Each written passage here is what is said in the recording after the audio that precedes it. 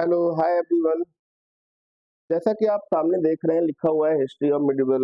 Medieval मतलब मध्यकालीन का जो भारत था, मध्यकालीन का जो इतिहास था बच्चों यहाँ पर, वो आज हम यहाँ पर देखेंगे।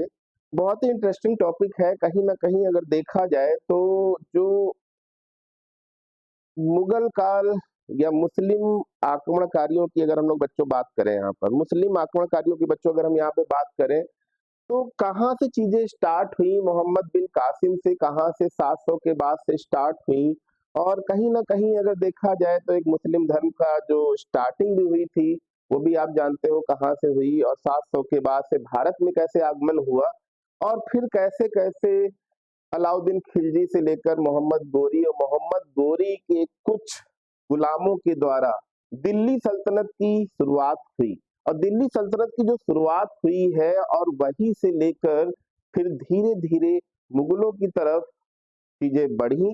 पर दिल्ली सल्तनत की शुरुआत कैसे हुई बच्चों, उसके बारे में आज हम लोग यहाँ पे जानेंगे। जैसा कि आप यहाँ पर देख रहे हैं, कुछ बहुत ही महत्वपूर्ण तथ्य हम यहाँ पर आप आज पढ़ेंगे। और कौन कौन से वो तथ्य होंगे जो आपके लिए बहुत ही इंपॉर्टेंट होंगे। ठीक है, हालांकि बहुत सारी चीजें विजुअल है, दिख रही होंगी। थोड़ा सा अगर कुछ चीजें नहीं दिख रही हैं तो आप कमेंट करके जरूर बताइएगा। चलिए आगे बढ़ते हैं। यहाँ पर अगर हम लोग बच्चों यहाँ पे बात करें तो देखिए यहाँ पे हम लोग बहुत ही इंपॉर्टेंट टॉपिक पढ़ेंगे, उनके बारे में जानेंगे। गुलाम वंश, खिलजी वंश, तुगलक वंश, सैयद वंश, लोदी वंश। ठीक है, तो गुलाम वंश मामलुक वंश के नाम से भी जाना जाता है, गुलाम वंश मामलुक वंश के नाम से भी जाना जाता है। और खिलजी वंश की बात करें या तुगलक वंश की बात करें या सैयद वंश की बात करें, लोदी वंश की बात करें, ठीक है, तो ये सारी चीजें कहीं ना कहीं दिल्ली सल्तनत की एक ऐसी स्ट्रक्चर वे न्यू थी जिन्होंने धीरे धीरे मुगल की तरफ हमारे भारत को बढ़ाया। चलिए आगे बढ़ते हैं, कैसे बढ़ाया, कौन कौन लोग आए, कौन कौन से मुस्लिम आक्रमणकारी थे जिनकी वजह से भारत में धीरे धीरे हमारे पास मुगल साम्राज्य की स्थापना भी बढ़ी। चलिए धीरे धीरे पढ़ते हैं कौन कौन सी चीजें थी, उन सारी चीजों को हम यहाँ पर जानेंगे।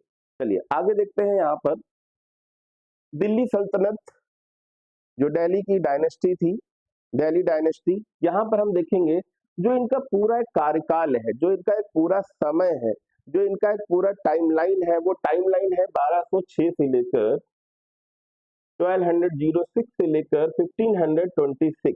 मतलब इस समय में जो 5 अलग अलग वंश आए उनके बारे में हम यहाँ पर जरूर देखेंगे। तो सबसे पहले यहाँ पर देखते हैं कि भाई जो गुलाम वंश है, गुलाम वंश 1206 से लेकर 1290 तक चला, 1206 से लेकर 1290 तक चला, जिसमें अगर हम बच्चों यहाँ पे बात करें तो यहाँ पे सबसे पहला जो था वो कुतुबी वंश था। कुतुबी वंश मतलब मोहम्मद कुतुबुद्दीन ऐबक का नाम सुना होगा, जो कहीं ना कहीं अगर देखा जाए तो एक मोहम्मद गोरी का सेक्रेटरी था। मोहम्मद गोरी सेक्रेटरी था जब तराइन का युद्ध हुआ था, प्रथम और द्वितीय। तो द्वितीय युद्ध के बाद कई दिनों के बाद जब मोहम्मद गोरी वापस हुआ तो उसने कहीं ना कहीं कुतुबुद्दीन ऐबक अपने गुलाम को, ठीक है, भारत में अपना एक सचिव के टाइप का नियुक्त कर दिया।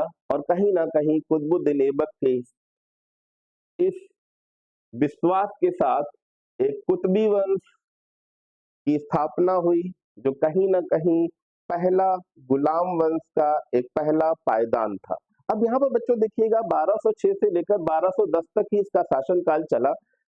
काफी 4 साल, जैसे आपने सुना होगा कि बाबर के बारे में भी हम लोगों ने बात करी थी कि 26 से लेकर 30 तक चला था, कुछ ऐसा ही 1206 से 1210 तक ही चला। उसके बाद आराम शाह, नाम में ही आराम है तो ज्यादा दिन आराम नहीं कर पाया, 8 माह ही इनका शासन चला, 8 माह ही इनका शासन चला। उसके बाद शमशी वंश स्टार्ट हो गया। देखिए ये गुलाम की बात चल रही है, गुलाम, तो जो भी गुलाम हुए उनके द्वारा जो रियासतें सुधारी गई या जिनके द्वारा रियासतें कब्जा करी गई, सब गुलाम ही थे। तो यहाँ पे दूसरा था, यहाँ पे शमशी वंश, गुलाम वंश में ही चल रहे हैं, जिसमें सबसे पहला जो शासन संभाला आराम शाह के बाद वो था इल्तुतमिश। कौन जीजा था, कौन बहनोई था, कौन साला था, इसकी अभी डिस्कशन नहीं करेंगे। अभी आप हम ये देख सकते हैं, क्योंकि आप अगर कहीं दिमाग में ला रहे होंगे कि अरे यार वो आराम शाह का था कौन, कुतुबुद्दीन ऐबक का कौन था, दामाद था कौन था, ये सारी चीजें बाद में हम डिस्कशन करेंगे। पहले हम देख लेते हैं शासनकाल इल्तुतमिश। इल्तुतमिश का जो समय था वो 1210 से लेकर 1236 था।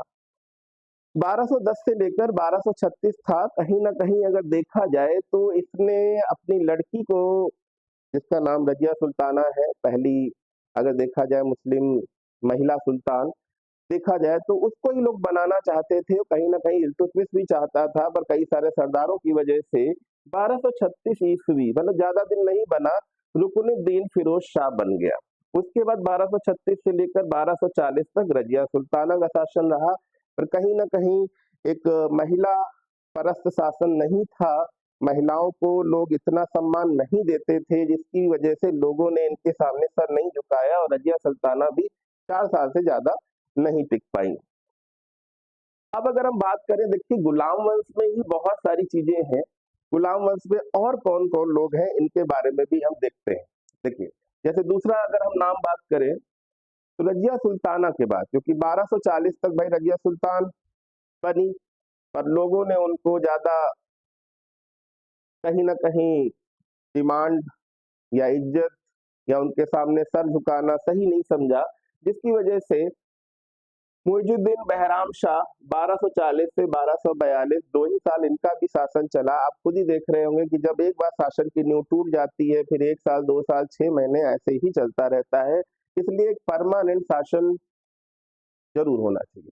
अब अलाउद्दीन मशहूर शाह की बात करें, 1242 से 1246 तक रहा। नसरुद्दीन महमूद 1246 से लेकर 1266 रहा। फिर उसके बाद ही एक और गुलाम वंश की स्टार्टिंग हुई, जिसको हम लोग बोलते हैं बलबन। और बलबन ने अपने जो स्टार्टिंग करी वो था बलबनी वंश। बलबनी वंश भी आपका गुलाम वंश के अंडर में ही आएगा, गुलाम वंश मामलूक वंश के अंडर में ही आएगा। तो जो बलबनी वंश का शासक था सबसे पहला, वो था गयासुद्दीन बलबन, जिसका शासनकाल चला 1266 से लेकर 1287। ठीक है। इसके बाद कैकुबाद 1287 से लेकर 1290, और उसके बाद ट्यूमर्स 1290। यहीं से कहीं ना कहीं अगर देखा जाए गुलाम वंश की कहानी समाप्त हो जाती है और एक नए शासन की स्टार्टिंग होती है, एक नए शासन की यहाँ पर स्टार्टिंग हो जाती है। तो चलिए देखिए बच्चों, यहाँ पर हमने गुलाम वंश की पूरी एक सीमा पढ़ा दी कि कौन कौन से गुलाम वंश में थे और किनका किनका शासन काल यहाँ पर रहा। अब गुलाम वंश के बाद जिसका स्टार्टिंग हुई, जो स्टार्टिंग थी, कहीं ना कहीं आपने काफी नाम सुना होगा, अलाउद्दीन खिलजी, मतलब खिलजी वंश। अगर हम खिलजी वंश की बात करें, 1290 से लेकर 1320 ईस्वी तक, 1290 से लेकर 1320 तक, मतलब 30 साल का शासन था। इसको ध्यान रखिएगा, केवल 30 साल का शासन था। पर इस 30 साल के शासन में कहीं ना कहीं बहुत सारे वर्क एंड युद्ध हुए। अब ये जो युद्ध हुए, कैसे चीजें हुई, इनकी कहानी हम जरूर जानेंगे। तो पहले तो बात करते हैं जलालुद्दीन खिलजी। जलालुद्दीन खिलजी का अगर हम नाम सुनते हैं तो कहीं ना कहीं आप खुद समझ गए होंगे कि इसके बाद अलाउद्दीन खिलजी का भी नाम आपने सुना होगा, अगर आपने पद्मावत मूवी देखी होगी। ठीक है। तो जलालुद्दीन खिलजी 1290 से लेकर 1296, 1290 से 1296 तक इसका शासनकाल रहा। उसके बाद कहीं ना कहीं अलाउद्दीन खिलजी का नाम आपने सुना होगा, 1296 से 1316 तक रहा। ठीक है। फिर ये खिलजी वंश, ये खिलजी डायनेस्टी की है, आप ध्यान रखिएगा। फिर सिहाबुद्दीन उमर, केवल 35 दिन का शासन रहा, 35 दिन का शासन रहा, ये ध्यान रखिएगा। फिर उसके बाद कुतुबुद्दीन मुबारक 1316 से लेकर 1320 तक रहा। फिर उसके बाद नसीरुद्दीन खुसरो खां 1320 में। तो ये चीज अगर आप देखिएगा, तो ये एक पर्टिकुलर खिलजी वंश का शासन है। और खिलजी वंश का शासन मैंने अभी बताया था 1320 तक। तो 1320 मतलब लास्ट जो शासक था वो नसीरुद्दीन खुसरो खां था। नसीरुद्दीन खुसरो खां था, जो इसके बाद अगर हम बात करें, जो एक तुगलकी शासन था, तुगलक वंश की जो स्थापना हो गई थी, तुगलक वंश की जो स्थापना थी वो कब से कब तक और इसका शासनकाल कब से कब तक रहा, 1320 से लेकर 1414 तक। कहीं ना कहीं देखा जाए तो सबसे ज्यादा जो चलने वाला दिल्ली सल्तनत का वंश था वो था आपका तुगलक वंश। 1320, ये बहुत बार पूछा गया है क्वेश्चन, बहुत ही इंपॉर्टेंट क्वेश्चन है, तो इसको ध्यान रखिएगा, बहुत इंपॉर्टेंट क्वेश्चन है। गयासुद्दीन तुगलक, गयासुद्दीन तुगलक का जो शासनकाल रहा है 1320 से लेकर 1325, 5 साल तक रहा है। उसके बाद मोहम्मद बिन तुगलक की अगर हम बात करें तो मोहम्मद बिन तुगलक जो 25 से 51 तक रहा है, 25 से 51, आप खुद ही समझ रहे हैं कि 26 साल इसका शासन रहा है। इसने बहुत सारे अच्छे काम भी किए, बट कहीं ना कहीं कहते हैं ना कि इसके बारे में कहावत है कि जनता के लिए जनता का शासन तो नहीं था यहाँ पर, क्योंकि तुगलक के कई सारे ऐसे ऑर्डरों की वजह से जो खुद नहीं समझ पाता था कि करना क्या है, कभी इधर से राजधानी इधर से इधर शिफ्ट करता था, कभी अपने योद्धाओं को इधर से उधर शिफ्ट करता था, जिसकी वजह से कई बार बहुत सारी परेशानियों की समस्या आ गई। अब उसके बाद आता है फिरोज शाह तुगलक, फिरोजाबाद चूड़ियों के लिए फेमस वगैरह आपने सुना ही होगा। तो फिरोज शाह तुगलक के बारे में भी अगर हम बात करें तो 1351 से 1388 तक चला। उसके बाद नसीरुद्दीन महमूद, नसीरुद्दीन महमूद का शासनकाल रहा, ठीक है। उसके बाद अगर हम बात करें तो इसका शासनकाल चलता रहा। इसके बाद अगर हम बच्चों यहाँ पे बात करें तो फिर उसके बाद सैयद वंश की स्थापना हुई। सैयद वंश जिसका सबसे पहला संस्थापक था खिजर खां। खिजर खां 1414 से लेकर 1451 तक इसका शासनकाल था सैयद वंश का। पर खिजर खां सैयद जो चला 1414 तक, फिर उसके बाद कौन आया, मुबारक शाह 1421 में। उसके बाद अलाउद्दीन आलम शाह 1398 ईस्वी में, 1398 ईस्वी में। इसके बाद अगर हम बच्चों यहाँ पर बात करें, ठीक है, ये सारी चीजें बच्चों यहाँ पर लिख लीजिएगा, सारी चीजें लिख लीजिएगा अच्छे से, या स्क्रीनशॉट ले सकते हैं, बहुत ही अच्छा सा लिखा हुआ है, स्क्रीनशॉट ले लीजिएगा। देखिए इसके बाद अगर हम बात करेंगे लोधी वंश, लोधी वंश की अगर हम लोग बच्चों यहाँ पे बात करें तो लोधी वंश 1451 से लेकर 1526, 1451 से लेकर 1526। अब आप कहोगे कि सर ये भी काफी बड़ा दिख रहा है, बट ऐसा नहीं। ये देखिए 51 से लेकर 26 साल के आसपास की बात कर रहे हैं, और ये 1320, ठीक है। देखिए 80 साल तो ऐसे ही हो जा रहे हैं। अगर हम 1400 तक देखें, और यहाँ पे अगर आप देखें तो यही आपका 75 साल के आसपास चला है। अब बहलोल लोधी, इसका संस्थापक कौन था, ये पहले अफगानी वंश था, ये पहला अफगानी वंश था बहलोल लोधी। बहलोल लोधी का शासनकाल चला है 1451 से 1489 तक। उसके बाद अगर सिकंदर लोधी की बात करें तो 1489 से लेकर 1517 ईस्वी तक। उसके बाद हम बात करें इब्राहिम लोधी, जो एक लास्ट शासक था लोधी वंश का। कहीं ना कहीं यहीं से लोधी वंश की जो स्थापना से लेकर आखिरी का रास्ता चला वो यहीं पे समाप्त हो जाता है। तो बच्चों यहाँ पर अगर हम बात करें तो इब्राहिम लोधी कहीं ना कहीं लोधी डायनेस्टी का लास्ट शासक हुआ। उसके बाद तो वैसे बहुत सारी जंगें लड़ी गई, महमूद लोधी वगैरह भी आपने सुना होगा नाम, पर इब्राहिम लोधी जो कहीं ना कहीं इसके बाद ही फिर मुगलिया सल्तनत की स्थापना की नींव रखी जाती है, जिसका मेन संस्थापक कौन निकला, बाबर, ठीक है। तो यहाँ पर अगर हम बात करें, यहाँ तक अगर आप देखें, छोटा सा इंट्रोडक्शन है दिल्ली सल्तनत का, एक छोटा सा इंट्रोडक्शन है दिल्ली सल्तनत का, जिसको आप अच्छे से पढ़ लीजिएगा जरूर, ठीक है। अब इसके बाद थोड़ी सी जानकारी हम लोग देखते हैं गुलाम वंश, थोड़ी सी जानकारी गुलाम वंश, जिसमें हम कुतुबुद्दीन ऐबक की बात करेंगे। और कुतुबुद्दीन ऐबक की अगर हम लोग बात करते हैं बच्चों यहाँ पर, तो कहीं ना कहीं अगर हम देखें तो मोहम्मद गोरी का भी जिक्र आना जरूरी है। तराइन का युद्ध जो कहीं ना कहीं हुआ था 1191 1192 में, उनका भी जिक्र आना चाहिए, और कैसे वहां से कुतुबुद्दीन ऐबक निकला और कैसे कैसे गुलाम डायनेस्टी की स्टार्टिंग हुई। तो चलिए कुछ चीजें देखते हैं, ज्यादा डीप नहीं जाएंगे, बट कहीं ना कहीं अगर आप देखें तो जो भी आपके जीएस के पेपर आते हैं, जिनमें भी आते हैं, कहीं ना कहीं ये बहुत ही इंपॉर्टेंट फैक्ट है, इनको आप देखिएगा, अच्छे से पढ़िएगा, चीजें समझ में आएंगी, ठीक है। फिर इसको हम बहुत ही अच्छे से और भी समझा देंगे। चलिए, तो सबसे पहले अगर हम बात करें, भारत के जो मुस्लिम आक्रमणकारी थे, जो कहीं ना कहीं आप बहुत ही इंपॉर्टेंट फैक्ट्स यहाँ पर देख रहे हैं, इनको आप ध्यान से देखिएगा, पढ़िएगा, समझिएगा, समझ में आ जाएगा, ठीक है। तो जो भारत में मुस्लिम आक्रमणकारी थे, भारत में मुस्लिम आक्रमणकारी या कौन कौन हुए, तो सबसे पहला जो मुस्लिम आक्रमणकारी था, जो मोहम्मद बिन कासिम, राजा दाहिर के समय में आया था। आपने शायद सुना होगा, राजा दाहिर के समय में मोहम्मद बिन कासिम, ठीक है। कौन, मोहम्मद बिन कासिम 712-13 की ईस्वी में आया। फिर उसके बाद बात करते हैं एक और आक्रमणकारी महमूद गजनवी। महमूद गजनवी की आप बात करते हैं जिसने भारत पे कितनी बार आक्रमण किया और प्रसिद्ध मंदिरों को लूटा। ये भी एक आक्रमणकारी था और मेन काम इनका होता था भारत को लूटना, परेशान करना और यहाँ की औरतों को और बच्चियों को उठा के ले जाना, केवल अपनी सेना की, कहीं ना कहीं अगर देखा जाए अय्यासियों के लिए महिलाओं को उठा ले जाना। ठीक है। और जनता को मारना, काटना, पता नहीं कितने लोगों को ये लोग मारते काटते आते थे और मारते काटते चले जाते थे। मेन मकसद कहीं ना कहीं हिंदू मंदिरों को भी तोड़ना था और मेन मकसद था भारत की जनता को लूटना। ठीक है। चलिए, तो और उसके बाद एक नाम और सुना होगा, तैमूर लंग।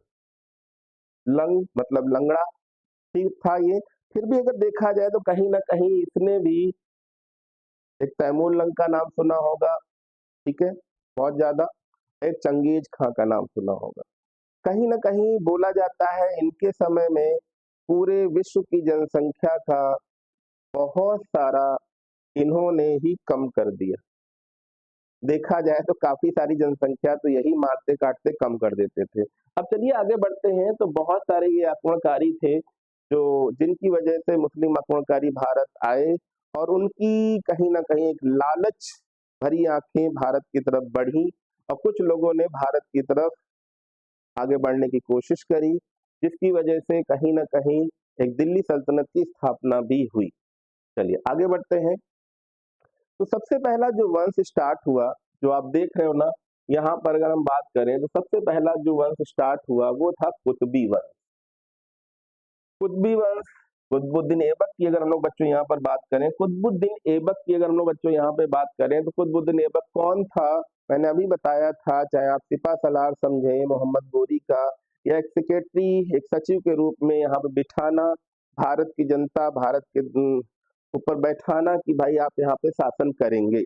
अब यहाँ पे देखिएगा, उसके बाद मैंने क्या बोला था, आराम शाह तो ज्यादा दिन तक आराम नहीं कर पाया। कहीं ना कहीं पिक्चर तो अलग अलग बन जाती हैं, देखने में अलग रहती, कभी यही शेरशाह सूरी हो जाते हैं, कभी कोई चित्र हो जाता है, बस केवल एक नॉमिनेशन दिया जाता है कि हाँ कुछ ऐसा रहा होगा। ठीक है, कोई भी फोटो असली होगी नकली होगी इस पे हम कुछ नहीं कह सकते। बट यहाँ पे अगर देखा जाए तो कहीं ना कहीं एक कुतुबी वंश का शासक, एक मामलुक वंश की स्टार्टिंग कुतुबुद्दीन ऐबक से हुई। ठीक है बच्चों, तो यहाँ पर अगर हम बात करें, फिर उसके बाद शमसी वंश की स्थापना हुई। किसकी स्थापना हुई बच्चों? यहाँ पर शमसी वंश की स्थापना हुई। ये भी कहीं ना कहीं मामलुक वंश, जो आपका कुतुबी वंश चल रहा था, मतलब गुलाम वंश, तो सबसे पहले थे इसमें शमसुद्दीन इल्तुतमिश, शमसुद्दीन इल्तुतमिश। फिर उसके बाद रुकनुद्दीन फिरोज शाह, रुकनुद्दीन फिरोज शाह। फिर पहली मुस्लिम शासिका और आखिरी मुस्लिम शासिका कौन थी? रजिया सुल्ताना। पहली और आखिरी मुस्लिम शासिका रजिया सुल्ताना, जिनका केवल 4 साल तक शासन रहा। कितना साल रहा? क्योंकि कहीं ना कहीं कल भी और आज भी, कल भी और आज भी अगर आपने देखा होगा कि बांग्लादेश में भी शेख हसीना को कितने सालों तक रहना पड़ा कि नहीं रहना पड़ा, कितने लोग उन्हें चाहते थे, कितने लोग नहीं चाहते थे। अगर हम इन सारी चीजों की बात करते हैं तो उस समय भी बहुत सारे ऐसे मुस्लिम सरदार थे जो किसी भी लेडीज के सामने झुकना नहीं चाहते थे, जिसकी वजह से कहीं ना कहीं इन्हें भी बहुत विरोधाभास सहने पड़े और कहीं ना कहीं एक पहली मुस्लिम शासिका बनके और आखिरी मुस्लिम शासिका बनके ही रह गई। इसके बाद कोई भी फीमेल लेडी सल्तनत में नहीं आई। चलिए तो आगे बढ़ते हैं, यहाँ पे कुछ और ही इंपॉर्टेंट चीज देखते हैं। ठीक है, तो बात कर रहे थे शमशी वंश। शमशी वंश में देखिए कुछ और इंपॉर्टेंट चीजें अगर हम देखते हैं तो ये एक शासक और है मुइजुद्दीन बहराम शाह, मुइजुद्दीन बहराम शाह। दूसरे हैं अलाउद्दीन मसूद शाह। ठीक है, फिर उसके बाद नसीरुद्दीन महमूद। ठीक है, नसीरुद्दीन महमूद। तो ये जो शासन देख रहे हैं आप, कहीं ना कहीं ये शमसी वंश के शासन काल के लोग थे। ठीक है, आते सब गुलाम वंश के हैं, ये चीज ध्यान रखिएगा, कहीं भी भटकिएगा मत। ठीक है, मुइजुद्दीन बहराम शाह, अलाउद्दीन मसूद शाह और नसीरुद्दीन महमूद। तो ये सब शमसी वंश में ही आते हैं, इन्हें ध्यान रखिएगा। उसके बाद देखते हैं बलबनी वंश। बलबनी वंश भी गुलाम वंश है। ये सब गुलामों की वो पीढ़ी है जो कहीं ना कहीं बगदाद से खरीदे गए थे, किसी युद्ध काल में बंदी बना के लाए थे, गुलामों की तरह रहे थे, पर कहीं ना कहीं इन्होंने अपनी दूरदर्शिता और इच्छा शक्ति के जरिए एक ऊंचे पद पे शासन किया और कहीं ना कहीं एक शासक भी बने। इसीलिए बच्चों कहते हैं अपनी इच्छा शक्ति को हमेशा मजबूत रखिए। इच्छा शक्ति मजबूत है तो आप कुछ भी कर सकते हैं, किसी भी समय आप पढ़ा सकते हैं, कुछ भी आप कर सकते हैं, ठीक है, बट इच्छा शक्ति जरूर मजबूत रखिए।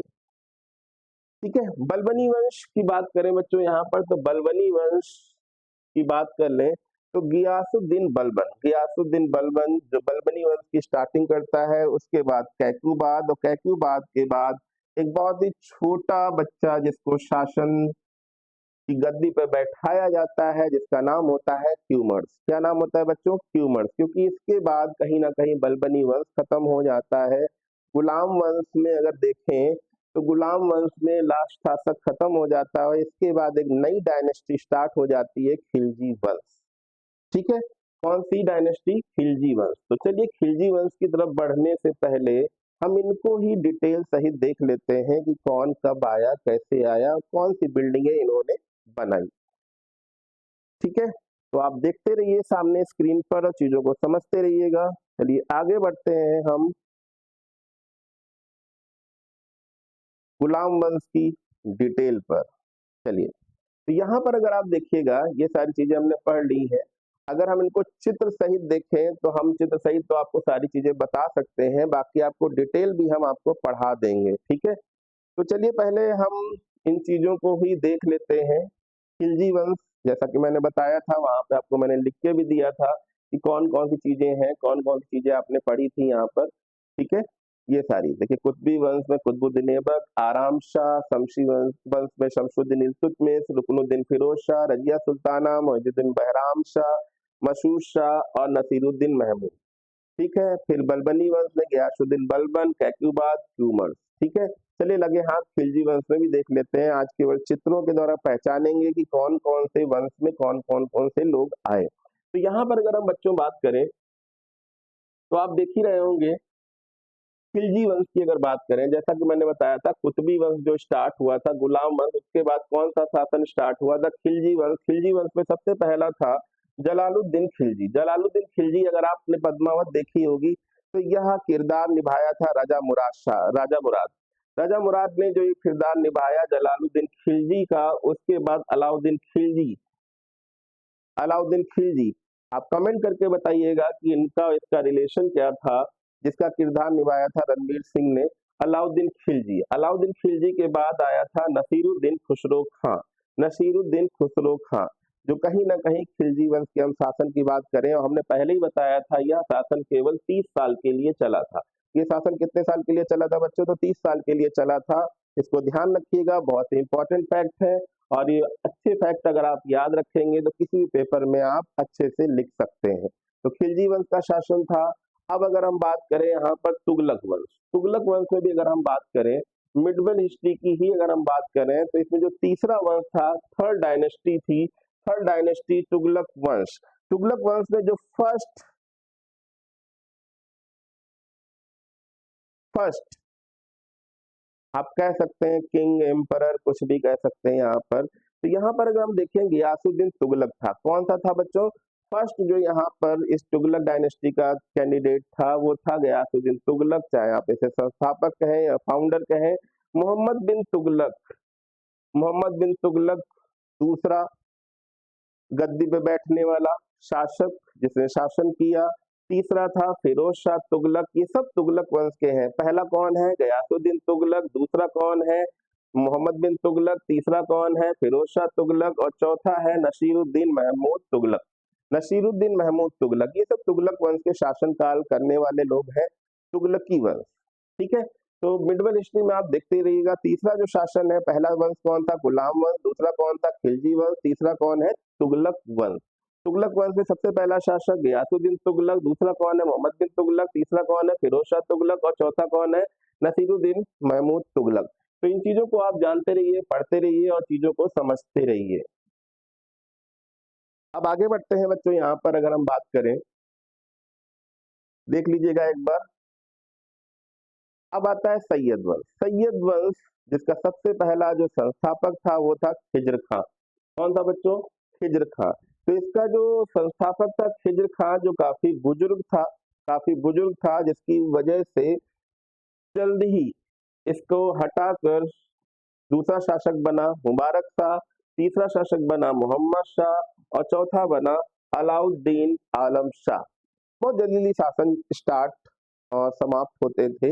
ये आपने देखा होगा, अगर एक मजबूत, महत्वाकांक्षी, दूरदर्शी और इच्छा शक्ति वाला इंसान नहीं होगा तो कहीं ना कहीं देश शासन बहुत जल्दी टूटते हैं। तो चलिए यहाँ पर हम बात करते हैं, यहाँ पर कुछ और चीजों की बात कर लें।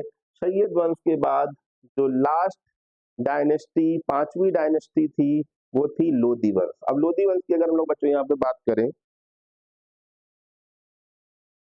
लोधी वंश लोधी वंश की अगर हम लोग बच्चों यहाँ पर बात करें तो लोधी वंश का जो मेन संस्थापक था वो था बहलोल लोधी। कौन था? बहलोल लोधी था। और ये पहला शासक था। दूसरा शासक था सिकंदर लोधी और तीसरा शासक था इब्राहिम लोधी, जिसकी राणा सांगा हो या बाबर हो, इन्हीं सबसे लड़ाई हुई और कहीं ना कहीं इसके बाद ही मुगल शासन का स्टार्टिंग हुई। मुगल शासन की स्टार्टिंग हुई। तो ये 5 वंश आपने देख लिया। पहला शासन कौन था? गुलाम वंश था। दूसरा कौन था? खिलजी वंश था। तीसरा शासन कौन था? तुगलक वंश था। चौथा शासन कौन था? तो आपने देखा होगा सैयद वंश। और पांचवा कौन है? लोधी वंश। तो इन सारे चित्रों को आपने देखा, एंजॉय किया और अच्छे से पढ़ा। इन सारी चीजों को देखिए और समझिए, बहुत ही इंपॉर्टेंट फैक्ट्स हैं। इनके बारे में डिटेल तो हमने पहले ही बताया आपको कि हम डिटेल सहित जरूर पढ़ेंगे और अच्छे से पढ़ेंगे और चीजें आपको समझ में भी आएंगी। ठीक है, बट इनको एक बार रिवीजन करिएगा, अच्छे से समझिएगा, फिर हम आपको बहुत ही इंपॉर्टेंट बात पढ़ाएंगे जो डिटेल सहित आपके साथ चलेगी। ठीक है, उन डिटेल में आपको हम मुस्लिम साम्राज्य की स्थापना कैसे हुई, कैसे स्टार्टिंग हुई, ये सारी चीजें हम यहाँ पर आप देखेंगे और बहुत ही अच्छे से इनकी डिटेल फिर से पढ़ेंगे। कहाँ से आए थे, कौन संस्थापक था, राजधानी क्या थी, मतलब कैपिटल क्या था, ठीक है, किस देश से आए थे, कहाँ से आए थे, किस तरह से आए थे, इनकी भाषा क्या थी, इनकी लैंग्वेज क्या थी, वो सारी चीजें हम, महत्वपूर्ण तथ्य, संस्थापक कौन था, पहला मुस्लिम शासक कौन था, पहला तुर्की शासक कौन था, पहला अफगानी शासक कौन था, ये सारी डिटेल से हम पढ़ेंगे। ठीक है, ये बहुत सारी डिटेल, इब्न बतूता कौन था, इसकी किताबों का नाम क्या था, इसने कौन सी किताबें लिखी थी, वो सारी चीजें, प्रमुख युद्ध कौन से थे, ये सारे युद्ध कौन से, कौन सा युद्ध था, किस तरह से था, सारे मंगोल आक्रमण वगैरह, हम सारी चीजें यहाँ पर जरूर पढ़ेंगे। ठीक है, तो आप परेशान ना हो, सारी चीजों को हम जरूर पढ़ेंगे। और आज हम केवल डिटेल नहीं, केवल यहीं पे कुछ दिल्ली सल्तनत के फैक्ट तक ही रोक देते हैं और आगे हम दूसरे लेक्चर में पार्ट 2 पढ़ेंगे मिडवेल हिस्ट्री का। तब तक के लिए धन्यवाद।